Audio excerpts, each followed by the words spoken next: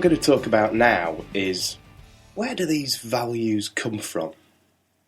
Where on earth do we get these values from?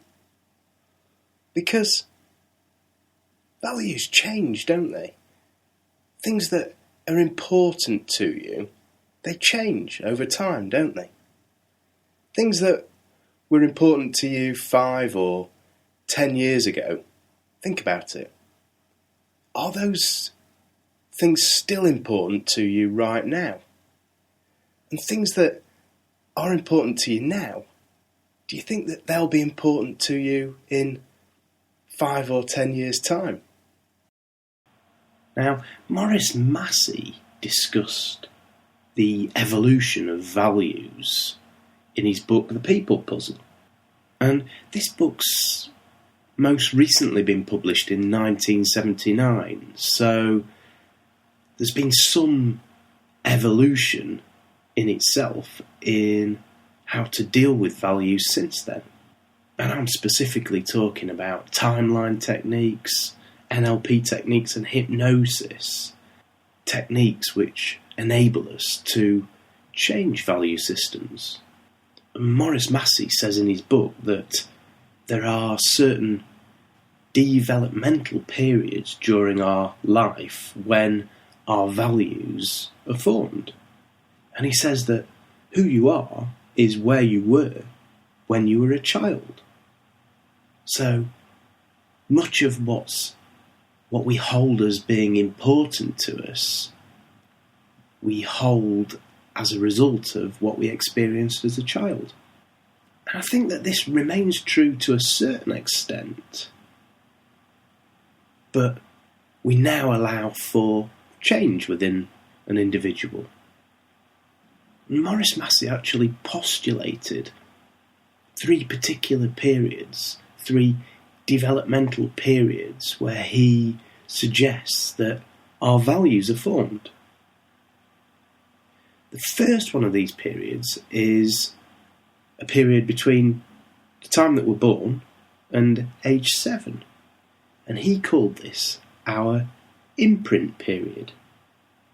During this period, these first 7 years, we act like a sponge to all of our experiences. We're running around with no filters in our brain, nothing to filter the information that's coming in. We have no memories at that time, nothing to delete, distort and generalise what we're experiencing.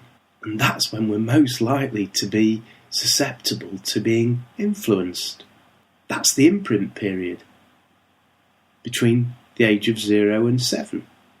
And then we've got the modelling period, which is between the age of 7 and 14, when we're unconsciously modelling people that we respect and that we look up to. Who did you look up to when you were 7 to 14? Who were your heroes? The chances are that you were influenced somewhat by their values, their behaviours. You wanted to become more like them. Think about the modern day heroes. Think about who they are and what they've done with their lives. Tiger Woods, for example. Michael Jackson. Bart Simpson. Numerous sports stars and actors. My hero was Kenny Dalglish. Think about their behaviour, good and bad, and think about the influence that can have and has had in people's lives. So, 7 to 14, the ages 7 to 14 is where we consciously start modelling people. It's where we acquire our heroes. And the third period is the socialization period. And that's between the ages of 14 and 21. And this is where people start building relationships. It's where we start mating, where we go out and find mates, people that we want to spend our lives with. And during this period, we'll acquire opinions about what's important to us in our relationships. what's important to us in the other person. Now, William James, the psychologist and philosopher, in his book Principles of Psychology, also recognised these three periods, these three developmental periods. And he also suggested that there was another period, which is the period between the ages of 21 and 35. And he recognised that during this period, this is when we form our business persona. This is where we form our attitude towards work. And during these 4 periods, we can recognise that our values are either acquired consciously, i.e.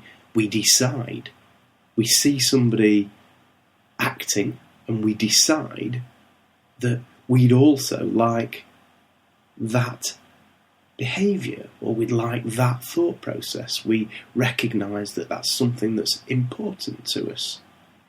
And we consciously decide that that's the way that we're going to behave. That's the way we're going to think.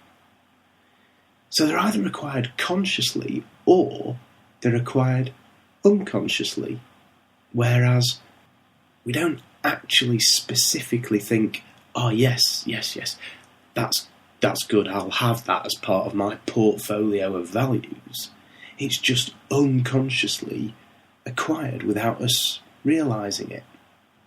So we'll either unconsciously be matching somebody, or we'll be unconsciously mismatching somebody. We'll decide unconsciously, yep, that I'd like to be like that, or I definitely don't want to be like that, and therefore we'd mismatch them.